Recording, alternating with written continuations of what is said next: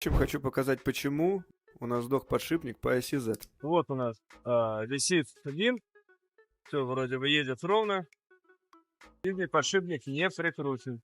Вот мы видим, как он двигается. Соответственно, подшипники погибают.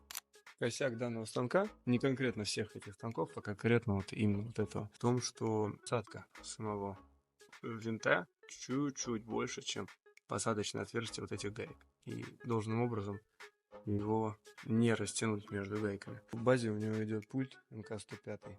Так, в целом станок народный, всем известный, работаем годами, несмотря на не самую жесткую раму на рынке.